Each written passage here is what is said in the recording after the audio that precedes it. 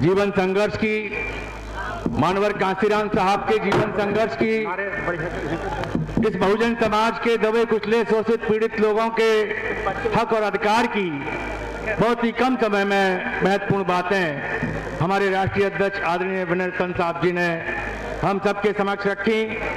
साथियों, अब अंतिम वक्ता के रूप में हमारे आज के कार्यक्रम के मुख्य अतिथि, हम सबके बहुत ही प्रिय भीम आर्मी के चीफ, आजाद समाज पार्टी के राष्ट्रीय अध्यक्ष और इस लोकसभा क्षेत्र के जो प्रत्याशी हैं, इनसे पहले भाई के सहयोग के लिए पंजाब से चलकर आज मानवर कांशीराम साहब की जयंती के एक अच्छे दिन पर, अच्छे अवसर पर हमारे बीच में बहुत ही सम्मान और आदर के योग्य आदरणीय मानवर कांशीराम साहब के सगे भाई श्री दरबारा सिंह जी भी उपस्थित हुए हैं। श्री दरबारा सिंह जी का जीवन भी मानवर कांशीराम साहब के साथ लगातार संघर्ष में निकल रहा है। मैं इस अवसर पर उनसे अनुरोध कर रहा हूं कि वो आए और मानवर कांशीराम साहब के इस जयंती के पावन अवसर पर अपने विचार रखें। आदरणीय दरबारा सिंह जी।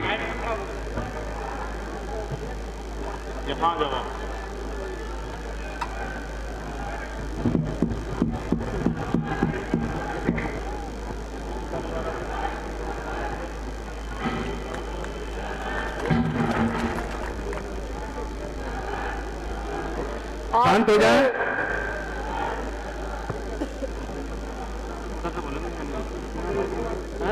ऐसा शुभ अवसर पर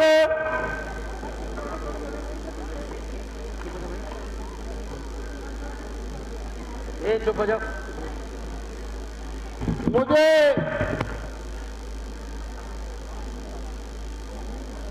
चंद्रशेखर जी आजाद जी ने और उनके दूसरे साथियों ने कई बार फोन करके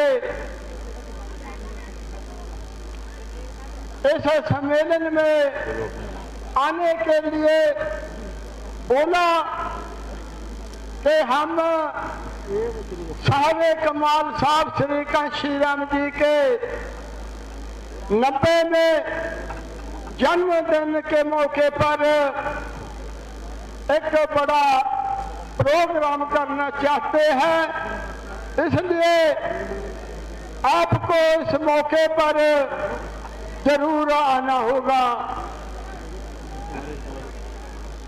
मेरे को पंजाब में भी 2-3 जगह पर प्रोग्राम रखे हुए थे और उसके अलावा उत्तर प्रदेश में भी लखनऊ में जो पहले बहुजन समाज पार्टी में साथी रहे हैं, मंत्री बने और आज वो बहुजन समाज पार्टी से उनको बाहर का रास्ता दिखाया गया। उन्होंने भी कहा कि हम 15 मार्च को साहब श्री कांशीराम जी के जन्मदिन पर एक प्रोग्राम करना चाहते हैं।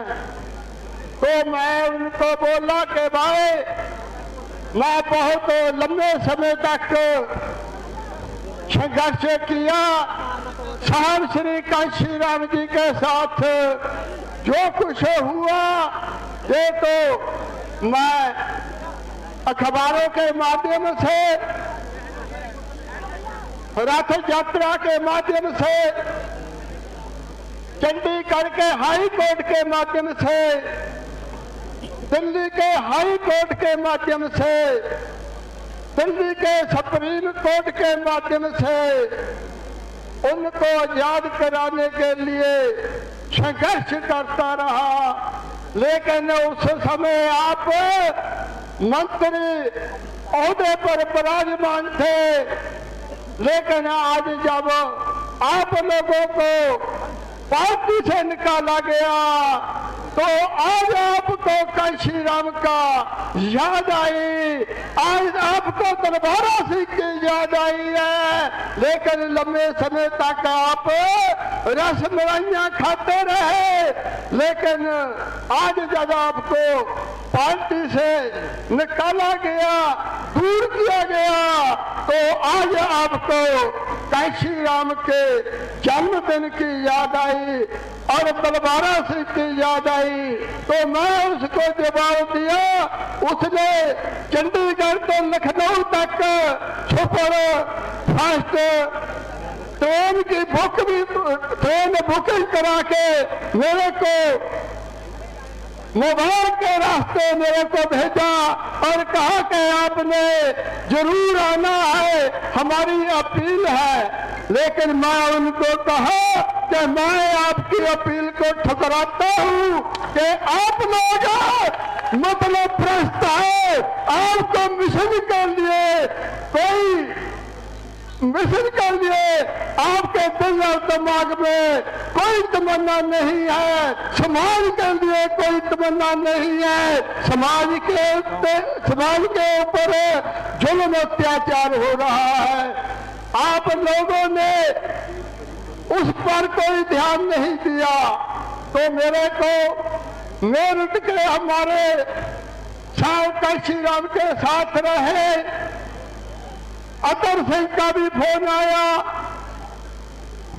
भाई चंद्रशेखर का भी फोन किया और गंगू के हमारे शिव कुमार गौतम जी का भी फोन किया कि हम उत्तर प्रदेश के नगीना लोकसभा सीट से जहां से भाई चंद्रशेखर जी चुनाव लड़ रहे हैं, वहां पर 15 मार्च को हम भी प्रोग्राम करना चाहते हैं। तो मैं उनको कहा कि ठीक है, मैं जरूर आऊंगा। चंद्रशेखर जी लंबे समय तक शिकायत कर रहा है, उसने कोई रसमलाई नहीं खाया, उसने समाज के लिए जगह जगह पर जाके समाज को देखा है। इसलिए मैं उनको कहा जो भी हो मैं जरूर उस प्रोग्राम पर जरूर पहुंचूंगा। तो चंद्रशेखर जी ने अपने साथियों को मेरे पास पंजाब में भेजा। भाई कार हम कल शाम को इधर पहुंच गए थे, हम सहारनपुर में रात रुके थे, सुबह उधर से चलकर हम सवेरे फिर हम इधर पहुंचे हैं। तो मैं आप सभी लोगों का जिन्होंने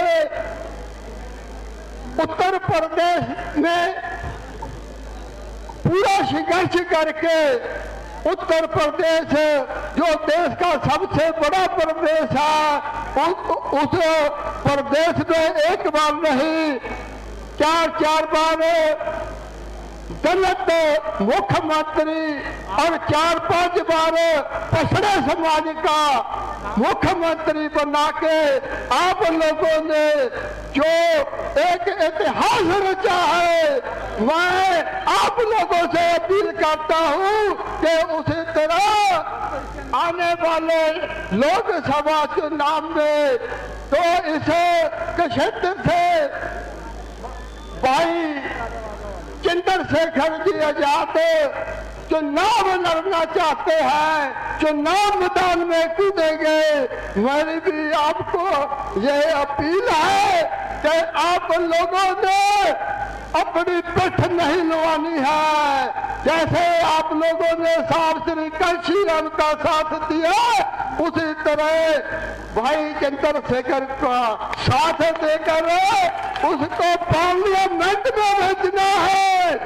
आज जो इस प्रदेश का मुख्यमंत्री है, जोगी है, हमारे पंजाब में ऐसे जोगियों के कंधे पर एक छाबड़ी होती है जिसको ऐसे लोगों को सपेरे के रूप में जानते हैं। साथियों, आने वाली 2027 में इस प्रदेश के मुख्यमंत्री को हम उसके हाथ में तंदियां फड़ाएंगे और उसको उसके कांधे के ऊपर लकड़ी के डंडे के आगे पिटारी होती है, एक पीछे होती है, एक में नेवला होता है, एक में सांप होता है। उसे जो जोकी है हम उसको कहेंगे भाई आपका काम तो लोगों को सांप और नेवले की लड़ाई दिखाकर अपना पेट भरना चाहिए, लेकिन आप बहुजन समाज के लोगों ने आपने धोखेधड़ी के साथ इस मुख्यमंत्री की कुर्सी पर जो बैठे हैं 2027 में उसका भी भोग पाके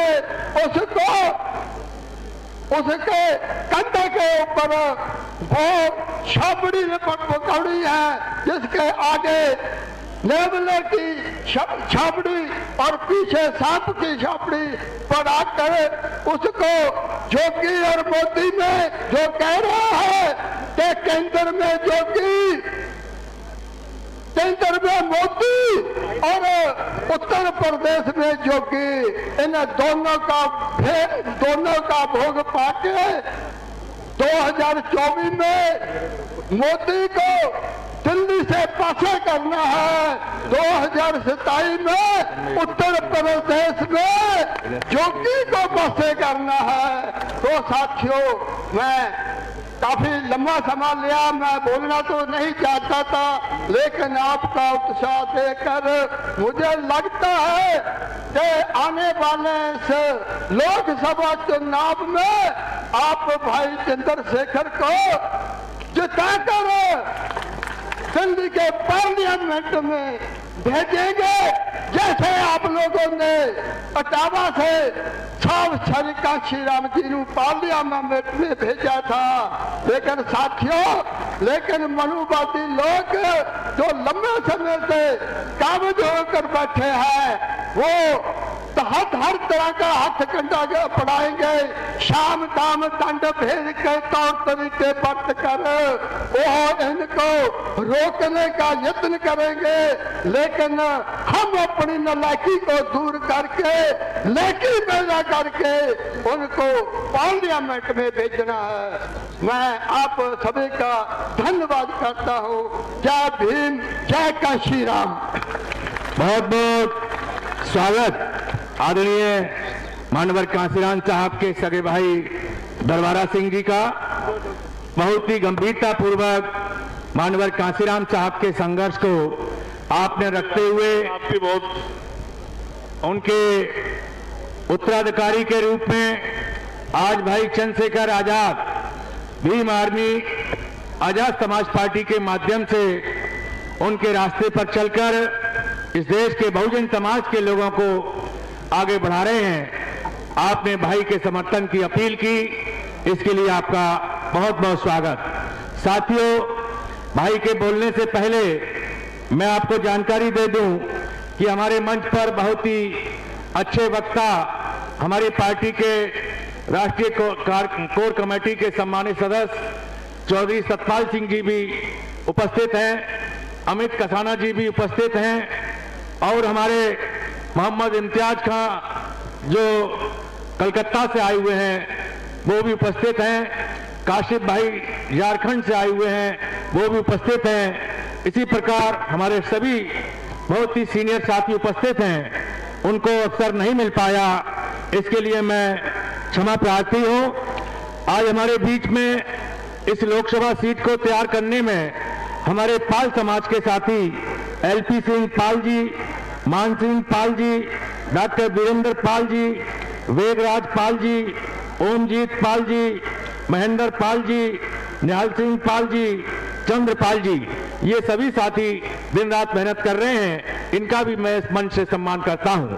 अब मैं अनुरोध कर रहा हूं हमारे आज के कार्यक्रम के मुख्य अतिथि, हमारे भीम आर्मी संगठन के संस्थापक, आजाद समाज पार्टी के राष्ट्रीय अध्यक्ष और इस लोकसभा के बहुत ही लोकप्रिय प्रत्याशी, ऐसे प्रत्याशी जिनके नाम से बच्चा बच्चा वाकिफ है, जिनको पूरा लोकसभा क्षेत्र ही नहीं पूरा भारत इस उम्मीद से देख रहा है कि ये नौजवान संघर्षशील नेता लाठियां खाकर गोलियां खाकर भी हम लोगों की लड़ाई लड़ रहा है।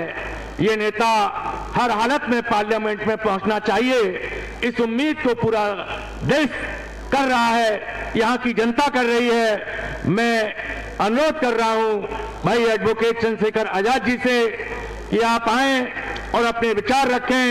साथ ही उनके आने से पहले मैं स्थानीय कमेटी से अनुरोध कर रहा हूं कि उनके सम्मान में जोरदार नारे लगाएं।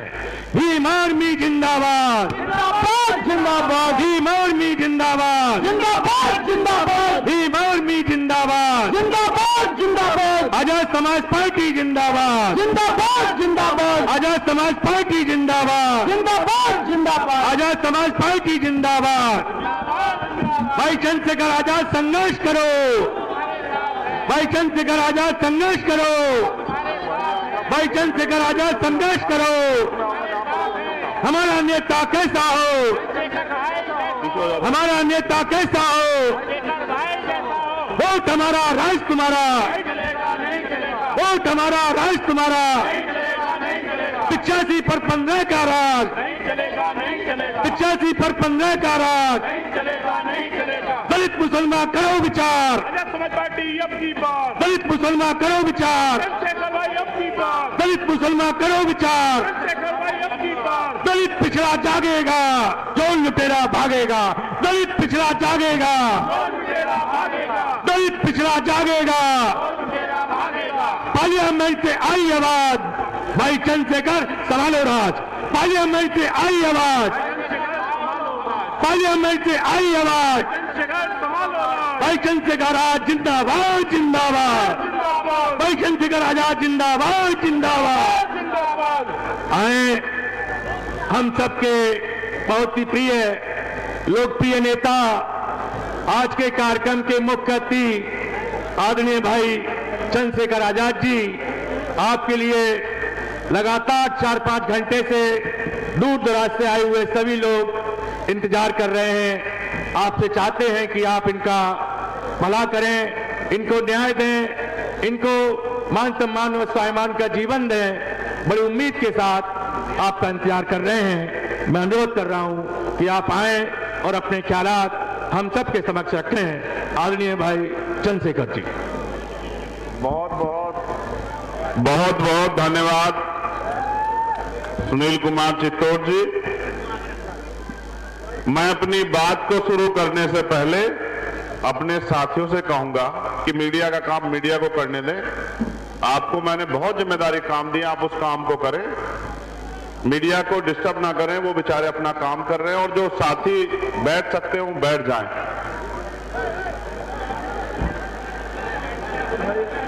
क्योंकि पीछे वालों को देखने में दिक्कत हो रही है, वो बार बार निवेदन कर रहे हैं बैठने का।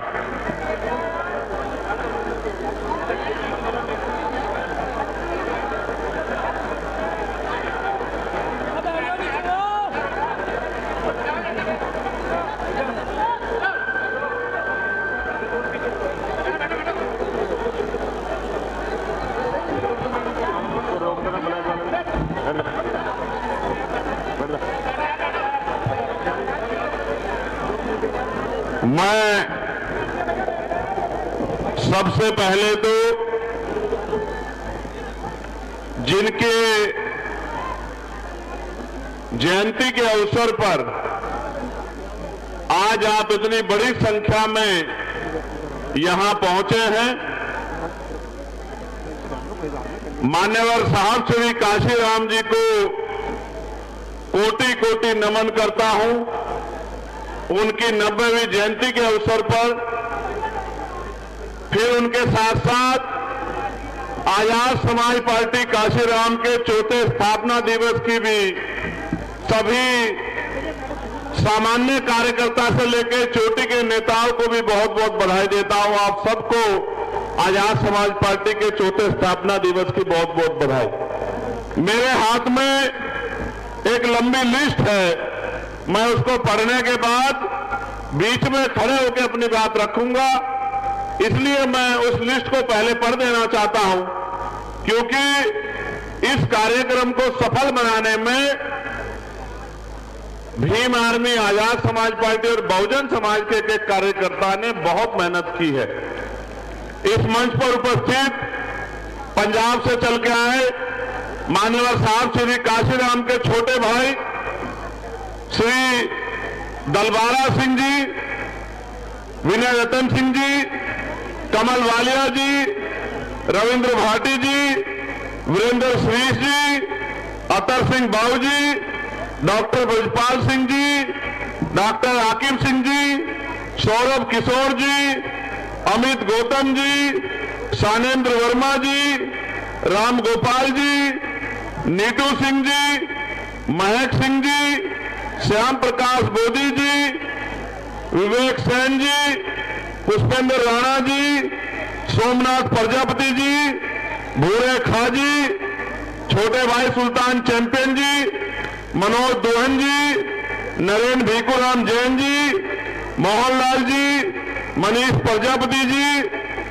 जितेंद्र राणा जी, सूरज पाल जी, गजेंद्र भाटी जी, चांद कुमार प्रजापति जी, राजीव प्रजापति जी, वीरेंद्र सैनी जी, प्रोफेसर इम्तियाज भाई चौधरी सतपाल जी, राव मौसम जी, रजनीश विश्वकर्मा जी, अमित कसाना जी, अमरचंद हरसोलिया जी, कमल बराड़ा जी, वीर सिंह जी, ओमपाल जी, अनिल गौतम जी, संजीव सागर जी, राजेंद्र सिंह गुर्जर जी, विनय सागर जी, गोरखनाथ बोध जी, अब्दुल्ला खा जी, मुकेश ठेकेदार जी, अनिल करदम जी, पुष्पेंद्र जाटव जी, तालिब चौधरी जी, काशिफ भाई, रामपाल नेताजी और महेश पहवाल जी। उनके साथ साथ यहां इस जिले के हमारी जो लीडरशिप है, भाई प्रशांत महासागर जी, राजेंद्र सिंह जी, राजकुमार जी, जितेंद्र सिंह जी, अभिषेक कुमार जी, भूरे भाई, शुभम कुमार जी, कौशल चौधरी जी, मान्यवर गिरवर सिंह जी, सुनीता देवी, अरविंद भाई, रजनीश वाल्मीकि, रोहित कुमार, मोहित कुमार, अमित कुमार, सद्दाम अहमद, राम गोपाल सिंह, रोहित कुमार, छोटे सिंह, यामीन जी, हर्षवर्धन जी, राजपाल सिंह जी, केवल सिंह जी, चंद्रभान सिंह जी, शिवम जेवरिया जी, रावत कटारिया जी, रोबिन कुमार जी, विष्णु गौतम जी, छोटे सिंह जी, लवली कुमार, पृथ्वी सिंह, दल सिंह, श्री ओमपाल बालियान जी, ललित कुमार जी, रजत कुमार जी, फसाद हुसैन जी संघर्ष कर रहे थे। जब मान्यवर संघर्ष कर रहे थे, काश एक किताब दी पढ़ने के लिए, और मान्यवर काशीराम साहब ने बाबा साहब के विचारों को जाना, और उन विचारों को जानने के बाद उन्होंने क्लास 1 की नौकरी को लात मार दी। आज हमारे लोग नौकरियों के पीछे भागे फिरते हैं। मान्यवर काशीराम साहब ने नौकरी को लात मारते हुए कहा कि बाबा साहब अंबेडकर हमें मालिक बनाना चाहते थे, हम आज भी इस देश में नौकर बन रहे हैं। नौकर चाहे क्लास 1 का हो या चतुर्थ श्रेणी का और क्लास का हो, नौकर नौकर होता है। मैं इस देश में नौकर नहीं रहूंगा, मैं बहुजन समाज को शासक बनाने का काम करूंगा, उनकी गुलामी की बेड़ियां तोड़ने का काम करूंगा। आप महसूस करो, जिन्होंने आज उनके परिवार से हमारे मुखिया के रूप में मान्यवर दलबारा सिंह जी हमारे बीच हैं। मैं जब जब पंजाब जाता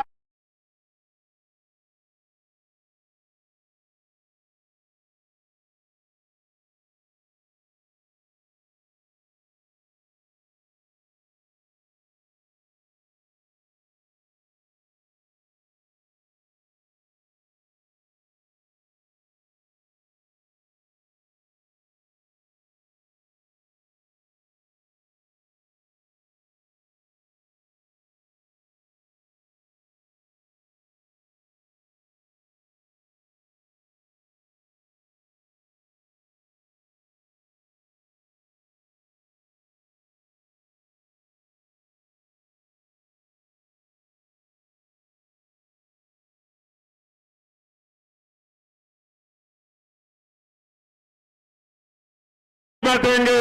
मैं इनसे मिलके आया और फिर मैंने वापस, जब मैं 16 महीने जेल काट के आया था तो मैं तीसरे ही दिन चला गया था पंजाब, डेरा सचखंड बल्ला नमन करने के लिए और उस मिट्टी को नमन करने के लिए, क्योंकि मैंने जेल के दिनों में मान्यवर काशीराम साहब को पढ़ा और जब मैंने उनको पढ़ा तो मुझे एहसास हुआ, पलट के नहीं देखा मेरे साथियों। मैं जब यहां आया था नगीना, उठ के आई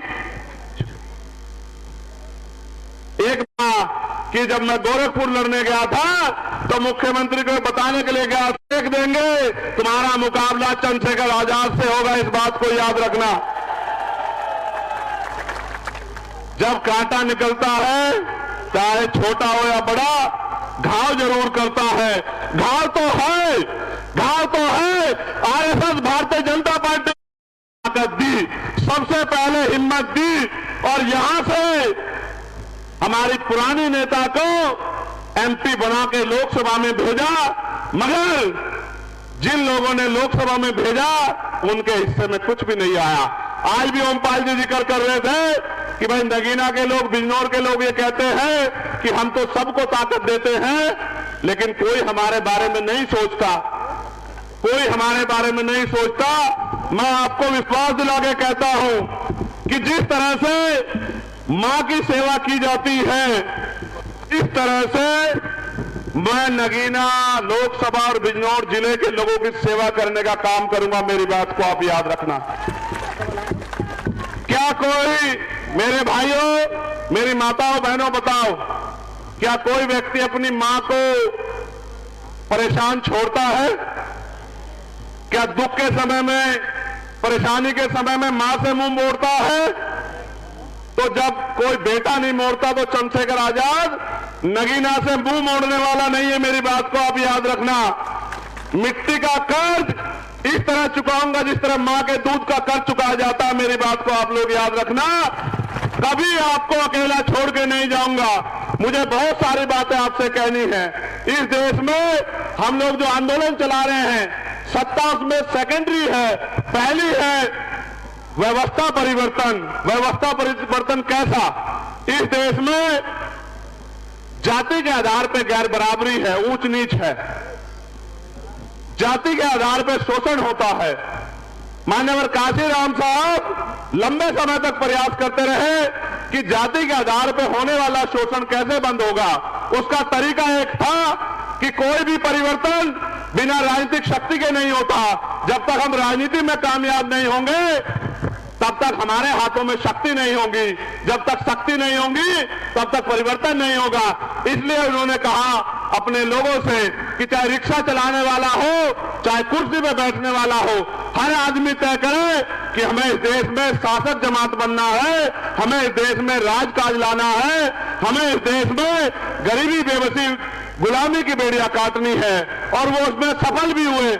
लेकिन जहां तक वो छोड़ के गए, मैं आपसे पूछना चाहता हूं, क्या आप उससे उस कारवां को आगे बढ़ाना चाहते हो, नहीं बढ़ाना चाहते हो? बताओ, जोर से बताओ, बढ़ाना चाहते हो, नहीं बढ़ाना चाहते हो? क्या जो काशीराम साहब के नेतृत्व में आंदोलन के जरिए जो मिल गया, क्या वो काफी है या अभी भी परेशानियां आपकी जिंदगियों में है? बताओ, है या नहीं है? बताओ। अगर परेशानियां हैं तो उनका हल करना पड़ेगा, नहीं करना पड़ेगा? कितने लोग चाहते हैं हल हो? बताओ। तो फिर मेरी इस बात पे गौर करो। एक कहानी सुना रहा हूं, समझ आएगी। एक बार मान्यवर काशीराम साहब अपने साथियों के साथ एक रास्ते से गुजर रहे थे। जब वो इस रास्ते से गुजरे, उन्होंने रास्ते में देखा कि छोटे छोटे एक पालतू जानवर के बच्चे उस गड्ढे में पड़े हुए। वो जोर जोर से रो रहे थे। उनमें एक पिल्ला था, एक छोटा बच्चा जानवर का, पशु का, जो बहुत तेजी तेजी से रो रहा था और उस गड्ढे से निकलने का प्रयास कर रहा था। मान्यवर काशीराम साहब कुछ समय रुके और फिर उस छोटे से पशु के बच्चे को गड्ढे से बाहर निकाल दिया। उस गड्ढे में 4-5 बच्चे और थे। काशीराम साहब ने उनको नहीं निकाला और आगे चले गए। जब शाम के समय ठहरे तो उनके साथ चलने वाले लोगों ने कहा कि साहब, हमने आपसे एक बात पूछनी है। उन्होंने कहा, पूछो। कि आज हमने देखा कि आप रास्ते से आ रहे थे, बराबर में गड्ढे में कुछ बच्चे पड़े हुए थे, छोटे छोटे बच्चे। आपने उनमें से एक बच्चे को निकाला, बाकी को वहीं छोड़ दिया। आपने ऐसा क्यों किया और बच्चों को क्यों नहीं निकाला? गौर करना।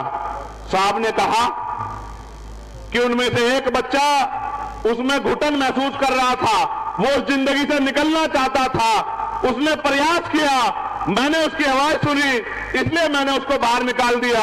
वो जो बाकी लोग हैं वो उसी गड्ढे को अपना घर समझ रहे हैं, उसी जिंदगी को अपनी जिंदगी समझ रहे हैं, उसी में खुश हैं। इसलिए जब वो उसमें खुश हैं, अगर मैं उनको निकालने का प्रयास करूंगा तो वो फिर गड्ढे में कूद जाएंगे। जब वो गड्ढे में कूद जाएंगे तो फिर मैं उनको क्यों निकालूं?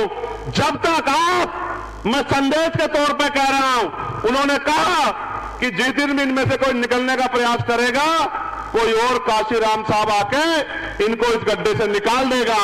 आज मैं आपको कह रहा हूं, अगर आप इस देश में स्वाभिमान सम्मान का जीवन चाहते हैं, हक अधिकार चाहते हैं, तो फिर गड्ढे से निकलने के लिए, गरीबी बेबसी खत्म करने के लिए, फिर आप इस चंद्रशेखर आजाद के भीम आर्मी आजाद समाज पार्टी का हाथ पकड़ लो। आने वाले 10 साल में ये गरीबी बेबसी भूखमरी जुल्म जाति की बेड़ियां जड़ से काटने का काम हम लोग कर देंगे। मेरी इस बात को आप लोग याद रखना। सम्मानित भाइयों बहनों, क्योंकि आज बड़ा दिन है, पार्टी का स्थापना दिवस है। देश भर में पार्टी में काम करने वाले लोग अपने मन में सपने लेकर बैठे हैं। मैं उनको भी कहना चाहता हूं, ये आंदोलन महापुरुषों का आंदोलन है, जो महापुरुषों ने संघर्ष करके आगे बढ़ाया। इसको और आगे बढ़ाने के लिए हम सब लोग तैयार हैं और हमारी मेहनत जाए नहीं जाएगी। आपका आंदोलन ताकतवर होगा।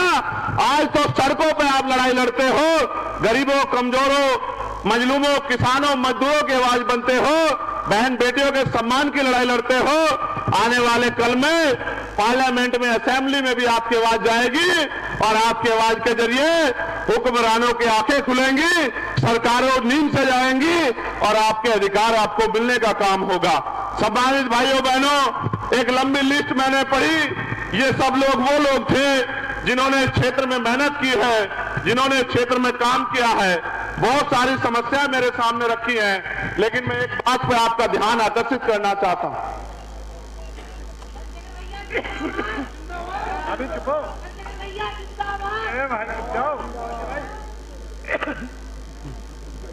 इस देश में दलितों, पिछड़ों, आदिवासियों, मुसलमानों, सिखों, जैन, बुद्धिस्टों के साथ जो हिंसा होती है, वो हिंसा कोई जरूरी हिंसा नहीं है, उसके पीछे एक साजिश है।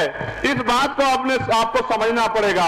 वो हिंसा इसलिए होती है कि अगर हिंसा में आप लोग नहीं उलझोगे, अगर आपका समय उसमें खराब नहीं होगा, तो आप अपने हक अधिकारों के बारे में सोचोगे, अपनी तरक्की के बारे में सोचोगे, स्कूल कॉलेजों के बारे में सोचोगे, रोजगारों के बारे में सोचोगे।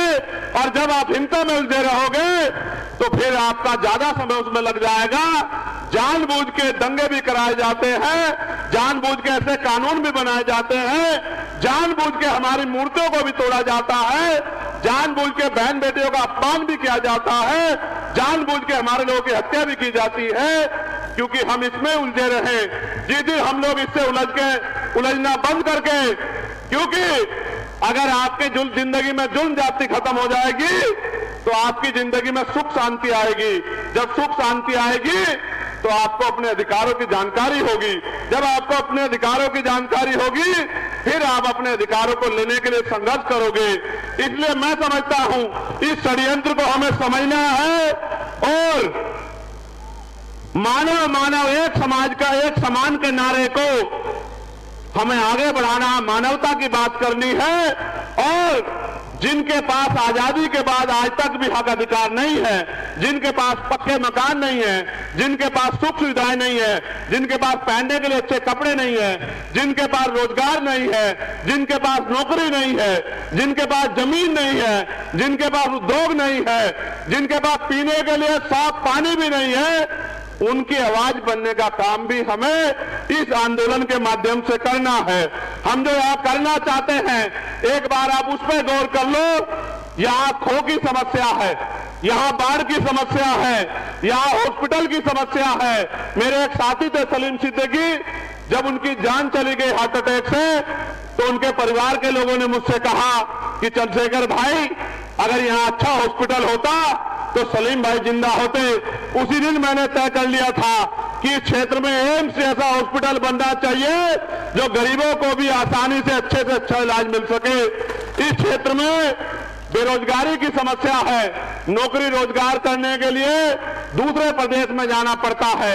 मैं आपको विश्वास दिला कहता हूं कि हम लोग पहले दिन से इस बात पर लगेंगे कि यहां इंडस्ट्रियल एरिया लग के यहाँ के नौजवानों को रोजगार मिलने का काम हो, उनकी जेब में पैसा आए, उनके माँ बाप की जिंदगी बदले, उनके घरों की जिंदगी बदले।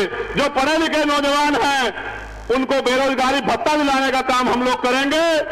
जो सफाई कर्मचारी हमारे भाई हैं, उनकी ठेकेदारी की नौकरी को पक्की नौकरी दिलाने के लिए पहले दिन से हम लोग जो है पार्लियामेंट में अपनी आवाज को उठाने का काम करेंगे। बैकलॉग जो खाली है, उस बैकलॉग को भरवाने का काम करेंगे। प्रमोशन इन रिजर्वेशन SC ST के साथ साथ OBC के कर्मचारियों को दिलाने के लिए भी हम लोग संघर्ष करेंगे, जो कि सुप्रीम कोर्ट ने भी कहा है कि मिलना चाहिए। हम लोग इस क्षेत्र में उद्योग लगवाने का काम करेंगे। पुरानी पेंशन को भी हम लोग लागू कराने का काम करेंगे। पुरानी पेंशन हमारा बड़ा मुद्दा रहेगी कि हम पुरानी पेंशन पर चर्चा कराएं। महिलाओं के लिए जो आपको पेंशन मिलती है 500 रुपए, विधवा, विकलांग, वृद्धा, इस पेंशन को बढ़वा के 5000 रुपए कम से कम पेंशन माँ बहनों को दिलाने का काम करेंगे। उनके साथ साथ महिलाओं के लिए कुटीर उद्योग की व्यवस्था करा के घर पे ही 10-20 हजार रुपए का रोजगार हम बहन बेटियों को दिलाने का काम करेंगे। आज मैं देखता हूं मेरी माओ को घर चलाने के लिए खेतों में जाके मेहनत मजदूरी करनी पड़ती है, भट्टों में जाना पड़ता है, कोयलों में जाना पड़ता है, पूरे दिन गर्मी में सहना पड़ता है। उनके हाथों में लाइनें भी बढ़ गई हैं। जो कुदरत ने लाइनें पैदा की हैं, उससे भी 100 लाइनें उनके हाथों में बढ़ गई है। इस बेबसी की जिंदगी को ज्यादा दिन हम लोग नहीं रहने देंगे। इस बेबसी की जिंदगी को हम लोग खत्म करने का काम करेंगे। एक बड़ी समस्या नगर निगम में जो ठेकों की है, उस पर मैं पहले ही कह चुका हूं कि समान काम समान वेतन हम लोग लागू कराने का काम करेंगे। अब मेरी बात पे आप गौर करो। जब इस देश में नेताओं को, अधिकारियों को पुरानी पेंशन मिलती है, तो कर्मचारियों को भी पुरानी पेंशन का लाभ मिलना चाहिए, नहीं मिलना चाहिए? आप लोग बताओ, दोनों हाथ उठा के बताओ, मिलना चाहिए नहीं मिलना चाहिए? जो 500 रुपए पेंशन मिलती है महिलाओं को, 500 रुपए में अच्छा जूता भी नहीं आता, क्या उनकी पेंशन 5000 रुपए होनी चाहिए नहीं होनी चाहिए? बताओ। आशा कार्यकर्ता को, आंगनबाड़ी कार्यकर्ता को, भोजन माता को, मैं गांव में गया था, मेहताब का गांव है वो, एक बहन मुझे वहां मिली, उसने कहा बहुत कम वेतन मिलता है। मैंने उनसे वादा किया था कि पार्लियामेंट में जाके आशा, आंगनबाड़ी, भोजन माताओं के लिए बढ़िया जो है उनके वेतन वृद्धि कराने के काम के लिए हम लोग संघर्ष करने का काम करेंगे, उनकी आवाज को उठाने का काम करेंगे। अब इस देश में जो चल रहा है उस पर भी बात करते हैं। अभी इस देश में आपने देखा पैसे के आधार पर सत्ता और सत्ता के जरिए पैसा का कितना बड़ा खेल सुप्रीम कोर्ट ने उजागर किया कि इलेक्टोरल बॉन्ड के जरिए हजारों करोड़ रुपए का जनता चंदा भारतीय जनता पार्टी ने ईडी लगवा के, सीबीआई लगवा के तमाम कंपनियों से लेने का काम किया और उसी पैसे को चुनाव में खर्च करके सत्ता में आने का काम किया। अभी अभी इनका झूठ बेनकाब हुआ कि किस तरह से सरकारी मशीनरी का दुरुपयोग किया। आप महसूस करो, पहले सरकारी नौकरी आती थी, अब सरकारी नौकरी बाद में आती है, पहले पेपर लीक हो जाता है। अभी पुलिस की भर्ती का पेपर लीक हुआ, 48 लाख बच्चों ने दिया और 400 रुपए पर बच्चे के हिसाब से 200 करोड़ रुपए इन्होंने कमाए और पेपर लीक करा के उन बच्चों के सपनों को उन्होंने खत्म करने का काम किया। इसी तरह से 69,000 शिक्षक भर्ती में 20,000 पदों पे आरक्षण का घोटाला करके पिछली भारतीय जनता पार्टी की जो उत्तर प्रदेश की सरकार और उनके मंत्री ने किया, 20,000 बच्चे सड़कों पे लड़ रहे थे। मैंने उस आंदोलन में 4 दिन संघर्ष किया, 6,800 नौकरियां उनकी जारी कराने का काम किया। जब 6,800 नौकरियां उनको मिली, वो बड़े खुश हो गए, रोने लगे गले लग के कि भैया आपने नौकरी दिलवा दी। और जब उनके चेहरों पे खुशी आई तो सरकार को बर्दाश्त नहीं हुआ, कोर्ट से स्टे करवा के उनकी नौकरी छीनने का काम किया। मैं उन सबको भी कह रहा हूं, आपकी नौकरी आपको दिलाने का काम हम लोग करेंगे, आप चिंता मत करो। मैं आपसे ये बात इसलिए कह रहा हूं कि सत्ता में बहुत ताकत है। आप यहां से जाके पार्लियामेंट में नहीं बोल सकते हो। आपके द्वारा चुना हुआ नेता पार्लियामेंट में जाके बोलेगा। जब वो पार्लियामेंट में जाके बोलेगा, यहाँ की समस्याओं को बताएगा, तब वहां की बैठी सरकार को ये समझ आएगा कि क्षेत्र में समस्या है, तब वो आपके लिए बजट अलॉट करेंगे, तब आपके क्षेत्रों में काम होगा। आपने कई कई लोगों को सांसद बनाया, क्या आपने कभी देखा कि उन्होंने पार्लियामेंट में जाके क्षेत्र की आवाज उठाई? ईमानदार से बताओ, कभी देखा? इसका मतलब आपकी वोट से उन्होंने अपना भला तो किया, लेकिन आपका भला नहीं किया। हम तो विजन के साथ आए हैं, जो विजन सतगुरु रविदास जी महाराज ने दिया।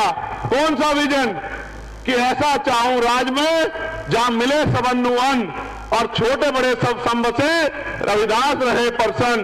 कि राज ऐसा होना चाहिए जहां कोई छोटा बड़ा ना हो, जहां कोई ऊंच नीच ना हो, जहां कोई भेदभाव ना हो, जहां किसी बहन बेटी का अपमान ना हो, किसी को खाने के लिए अन्न की दिक्कत ना हो, तन ढकने के लिए कपड़े की दिक्कत ना हो, सर ढकने के लिए छत की दिक्कत ना हो, पीने के लिए साफ पानी की दिक्कत ना हो, किसी बहन बेटी का अपमान ना हो, किसी की हत्या ना हो, सब लोग खुशहाल हो। उस राज को नाम दिया बेगमपुरा राज। बेगम का मतलब होता है बिना गम का राज।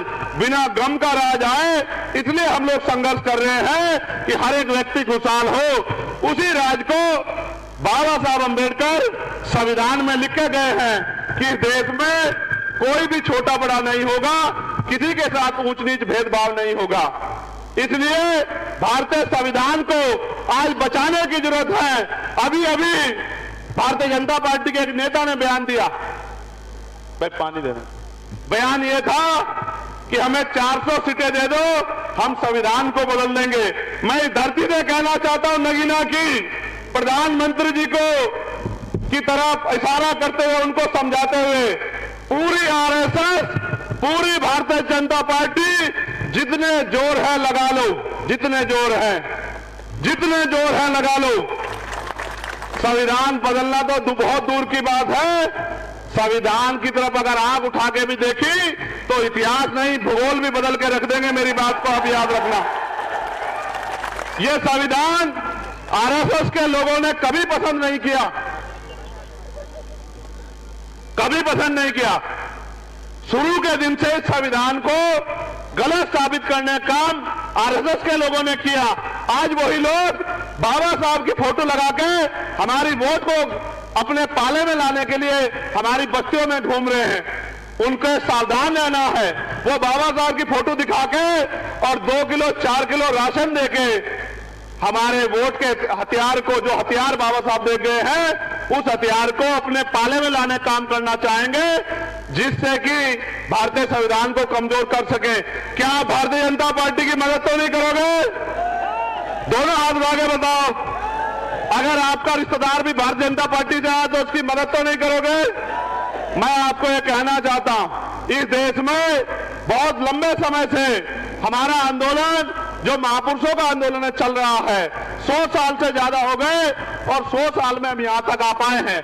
अभी बहुत काम बाकी है, हमें उसको आगे बढ़ाना है। आज हमारे अधिकारी कर्मचारी दफ्तरों में जातिवाद के शिकार होते हैं। कल ही मैंने एक दरोगा का वीडियो देखा जो कह रहा था कि मेरे साथ मेरा अपमान हो रहा है, मुझे जातिगत शोषण सहना पड़ रहा है, यानी कि इस देश में अभी भी हमारी सामाजिक हैसियत नहीं बदली। मैंने तो लंबे समय से उनको भी कहा कि आप भी हमारे साथ जुड़ जाओ। जब आप हमारे साथ जुड़ जाओगे तो कोई भी अधिकारी कर्मचारी आपका शोषण नहीं कर पाएगा। आज फिर मैं कह रहा हूं SC ST OBC के कर्मचारियों से कि वो जल्दी से हमारे सामाजिक आंदोलन का हिस्सा बन जाएं। आपकी तरफ भी हम किसी को आंख उठाने नहीं देंगे, आपके हितों की रक्षा करेंगे। आप ये जानते हैं मैंने हमेशा लड़ाई लड़ी। 16 महीने जेल काटने के बाद जब दिल्ली में गुरुगढ़ ढाया गया तो हमने 66 दिन जेल काटी। फिर जब NRC का आंदोलन हुआ, NRC में सरकार द्वारा जो जुल्म किया जा सकता था उन्होंने किया। फिर हमने जेल काटी और पूरे देश में घूम घूम के शाहीन बाग बना के लोगों को लड़ने के लिए तैयार किया। उसके बाद कोई ऐसा मसला नहीं है, चाहे वो मुस्लिम समाज का हो, चाहे वो किसानों का आंदोलन हो, चाहे महिला पहलवानों का आंदोलन हो, जिन बेटियों को अपमानित करने का काम भारतीय जनता पार्टी के नेताओं ने किया, सीना ठोक के हमने उन बहन बेटियों के सम्मान में लड़ने का काम किया, तमाम तरह की मुसीबतें सहने का काम किया। आज भी देश में छुआछूत गैर बराबरी है। आप महसूस करो, मटकी छूने पर हत्या, मूछे रखने पर हत्या। अभी आगरा में घोड़ी पे बैठने के आगरा राजधानी है हमारे प्रदेश के अध्यक्ष वहीं से आते हैं। उसी आगरा में घोड़ी पे बैठने को लेके शेड्यूल कास्ट के लोगों को अपमानित किया गया। उसके साथ साथ अभी मध्य प्रदेश में शिव मंदिर जाने के लिए वाल्मीकि समाज के लोगों को अपमानित करने का काम इन्हीं भारतीय जनता पार्टी के नेताओं ने किया। ये होते कौन है इस देश में? इस देश को बेचने वाले, कोड़ी कोड़ी करके सारे सरकारी उपक्रमों को अडानी अंबानी को बेचने वाले, अडानी अंबानी के गुलाम होते कौन है? इस देश को बर्बाद करने वाले। हम अपने देश की रक्षा करना जानते हैं, हम अपने देश को कमजोर नहीं पड़ने देंगे। आज हमारे बहुत सारे साथी देश भर में मोर्चा लेके खड़े हैं। हम EVM के खिलाफ भी लड़ रहे हैं, इलेक्ट्रल बॉन्ड को भी बेनकाब कर रहे हैं। पूरे देश में हमारा संगठन है, हमारी यूनिट है। भाई जावेद भाई, हिजाब भाई, सलीम भाई, CO कल्याण सिंह जी, तमाम हमारे साथी, हिमांशु जी, महक सिंह जी, तमाम हमारे साथी अन्य अन्य प्रदेशों में आंदोलन को मजबूत कर रहे हैं। एक झटके की जरूरत है कि आंदोलन का पटल ऊंचा हो जाए। ये पटल ऊंचा करने की जिम्मेदारी नगीना लोकसभा के लोगों के ऊपर है। अगर नगीना लोकसभा के लोगों ने तय कर लिया तो आंदोलन को आगे बढ़ने से कोई नहीं रोक सकता है। और आंदोलन को कामयाब करने की जिम्मेदारी जब नगीना के लोगों पर है तो नगीना के लोगों को कमर कस लेनी चाहिए। जब नगीना के लोग कमर कस लेंगे फिर कोई मतलब नहीं बैठता कि कोई भी साजिश, कोई भी षड्यंत्र आजाद समाज पार्टी को यहां कामयाब होने से रोक पाए। मैं आपको विश्वास लगा के कहता हूं कि जिस तरह का बल मैंने दलित समाज के लोगों में देखा, जिस तरह का बल और प्यार मैंने पिछड़े वर्ग के लोगों में देखा इस लोकसभा में, जिस तरह का बल और प्यार मैंने मुस्लिम समाज के लोगों में देखा, जिस तरह का बल और प्यार मैंने किसान समाज के लोगों में देखा, आप विश्वास करो, चाहे मीडिया कुछ भी दिखा दे, हर कोई जानता है कि बिना किसी की मदद के चंद्रशेखर आजाद समाज पार्टी नगीना लोकसभा को 1 लाख वोटों से भी ज्यादा वोटों से जीत रही है। इस बात की खबर सबको है।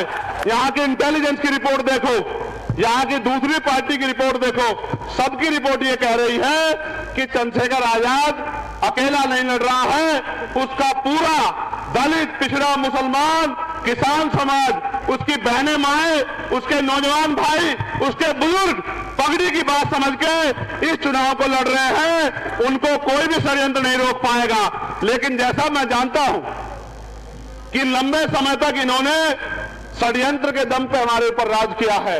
हो सकता है कि ये कोई जातिगत झगड़ा करा दे, हो सकता है ये भाइयों में फूट पैदा करके राजकाज में आने की कोशिश करें, हो सकता है ये पैसे के आधार पे, क्यों जब इतना मोटा मोटा चंदा कंपनियों से लेके ये सत्ता में बैठे हैं तो हो सकता है पैसे के आधार पे आपकी वोटों को खरीदने का काम करें। क्या आप अपनी वोट को बेचने का काम तो नहीं करोगे?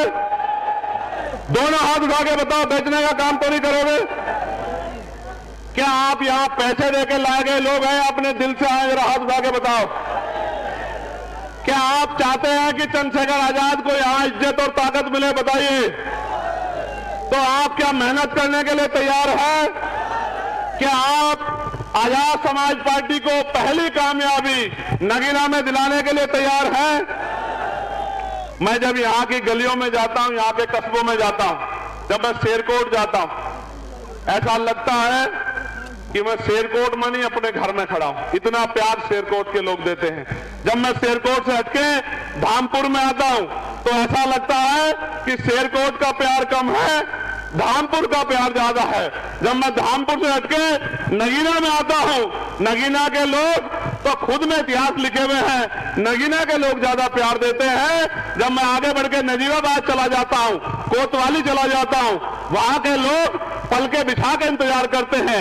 जब मैं किरतपुर में जाता हूं तो ऐसा सैलाब आता है सड़कों पर कि दांतों तले दुश्मन उंगली दबा लेते हैं।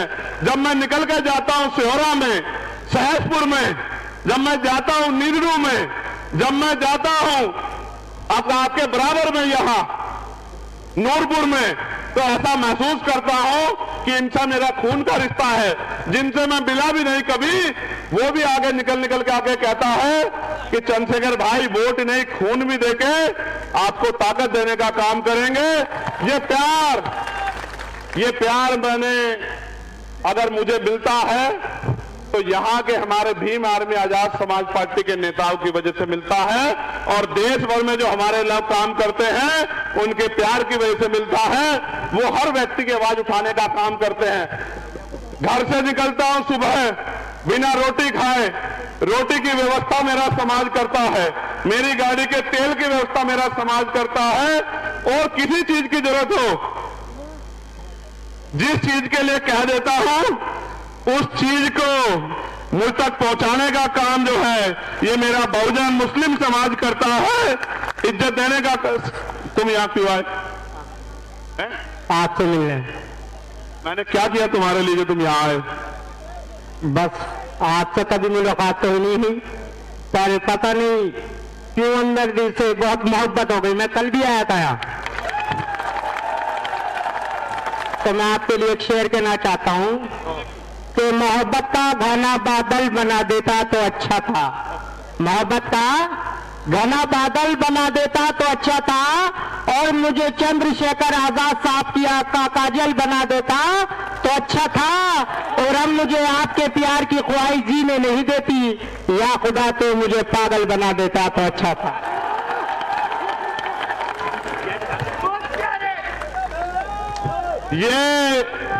ये अकेला नहीं है, ये अकेला नहीं है। मैं जब इस लोकसभा में जाता हूं तो मैं दीवानगी की हद देखता हूं, दीवानगी की हद। आप बैठ जाओ, इसको देखने के लिए खड़े होने की जरूरत नहीं है, इसको देखने के लिए मैंने इसको ऊंची कुर्सी में बिठा दिया, देख लो। मैं जब जाता हूं इस लोकसभा में, ऐसे ऐसे प्यार करने वाले लोग मिलते हैं, मैं सोच नहीं सकता। मगर मैं आपसे कुछ कहना चाहता हूं, आप इजाजत दोगे तो कहूं? आप शांत हो जाओ तभी कह पाऊंगा, जब आप लोग शांत हो जाओ। इधर के लोग जो खड़े हो गए, ये वाले लोग बैठेंगे तभी कहूंगा, बीच वाले लोग जब तक ये नहीं बैठेंगे नहीं कहूंगा। बिल्कुल बैठ जाओ, जल्दी बैठो।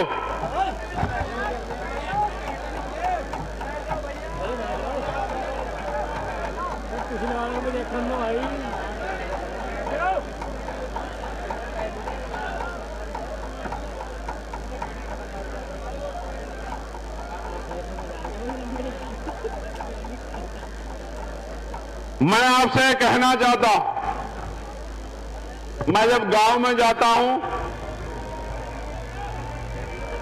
अपने लोगों के हालात देखता हूं,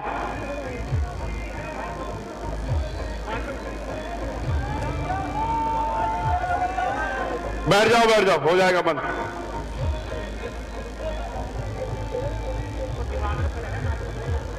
बंद हो जाएगा, चिंता मत करो।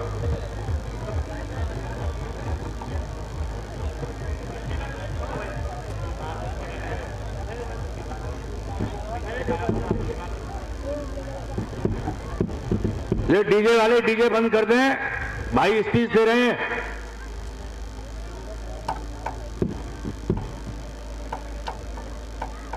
तो मैं तो देश भर में जाता हूं और मैं महसूस करता हूं कि जिनको बाबा साहब अंबेडकर वोट की ताकत दे गए थे अपने 4 बच्चों की कुर्बानी से,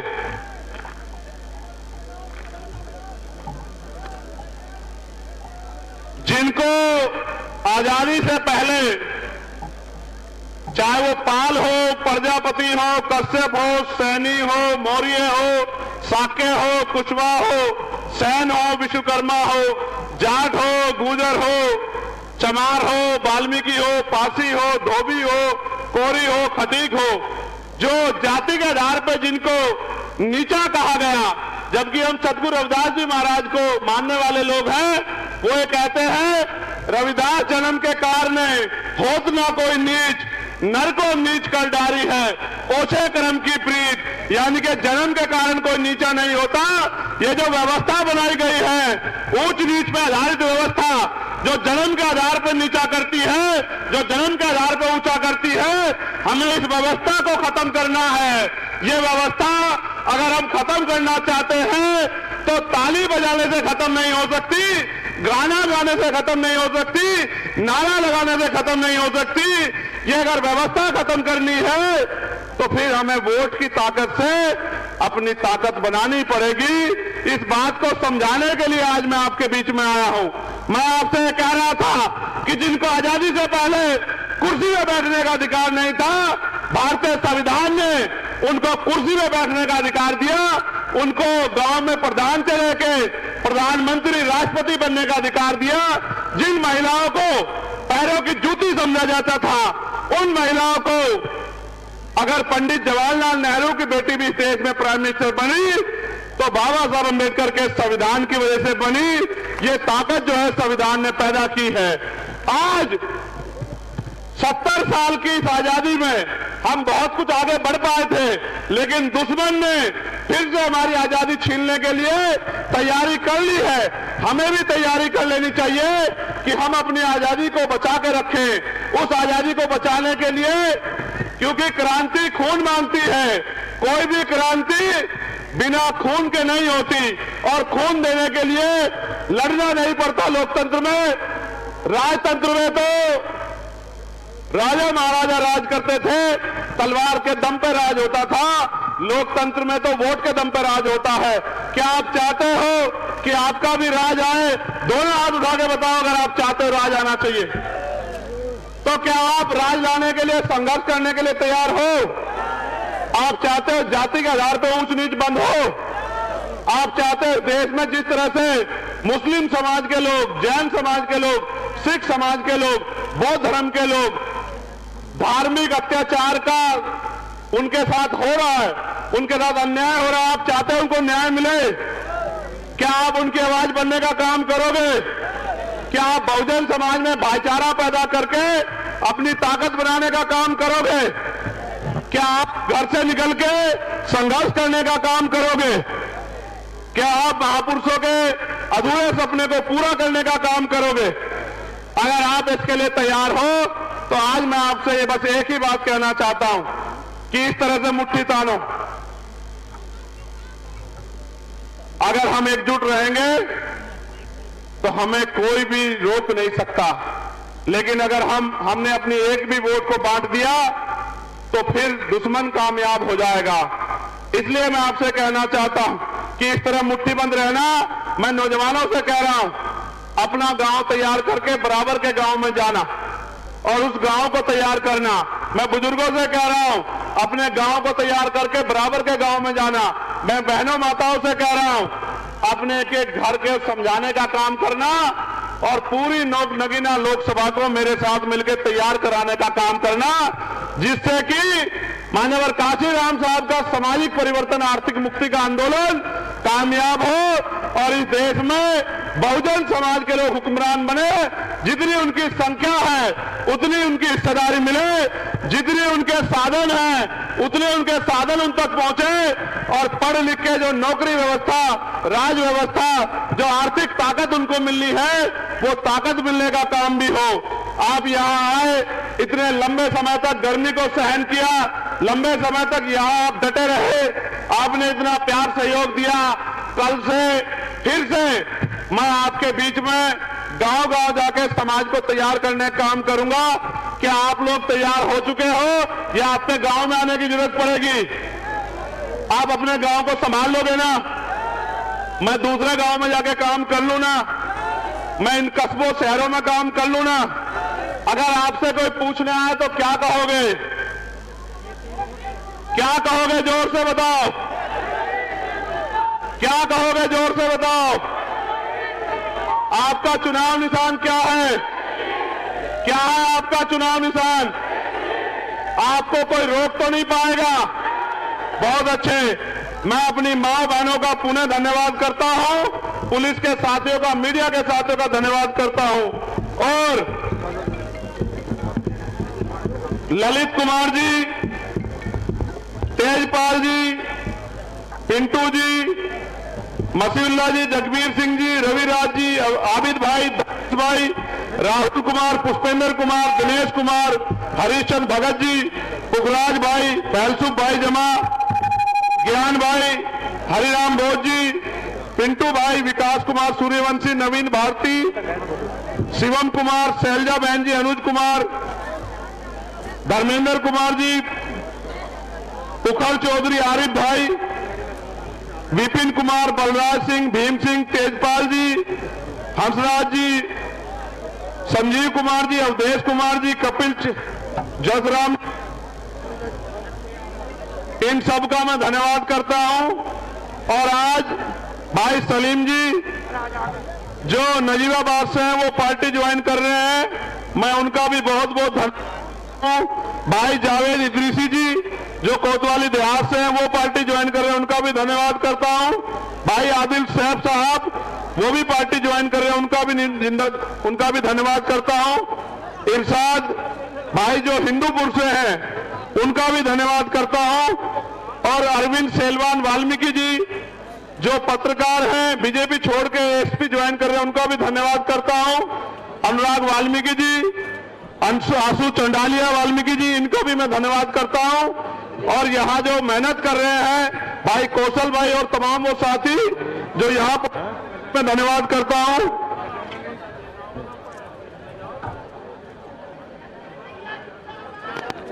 एक जानकारी ये है, उत्तर प्रदेश में पीआरडी के करवाने की प्रार्थना, पीआरडी जवान को 11,850 रुपए वेतन मिलता है, पुलिस के साथ ड्यूटी करनी पड़ती है। मैं आपको विश्वास दिलाता हूं पीआरडी के जवानों को कि आपकी आवाज पहले दिन से हम लोग उठाने का काम करेंगे, आपको स्थायी कराने का काम करेंगे। आप मेरी बात को याद रखें। हमारा चुनाव निशान क्या है? जोर से बताओ, और जोर से बताओ, और जोर से बताओ। पूरे नगीना को पता लगना चाहिए। बताओ क्या चुनाव? सारी पार्टी देख ली, अब की बात देख ली। संविधान की रक्षा कौन करेगा? हम करेंगे, हम करेंगे। बहनों की रक्षा कौन करेगा? हम करेंगे, हम करेंगे। गरीबों की रक्षा कौन करेगा? हम करेंगे, हम करेंगे। पुलिस की रक्षा कौन करेगा? हम करेंगे, हम करेंगे। कर्मचारियों की रक्षा कौन करेगा? हम करेंगे, हम करेंगे। पत्रकारों की रक्षा कौन करेगा? हम करेंगे, हम करेंगे। किसानों की रक्षा कौन करेगा? हम करेंगे, हम करेंगे। जवानों की रक्षा कौन करेगा? हम करेंगे, हम करेंगे। भारतीय संविधान जिंदाबाद। जिंदाबाद, जिंदाबाद।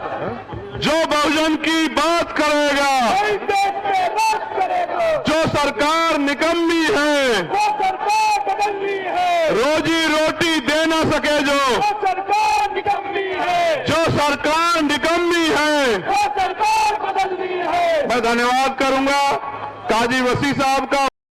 उस पर कोई ध्यान नहीं दिया तो मेरे को मेरठ के हमारे साथ श्रीराम के साथ रहे अटल सिंह का भी फोन आया,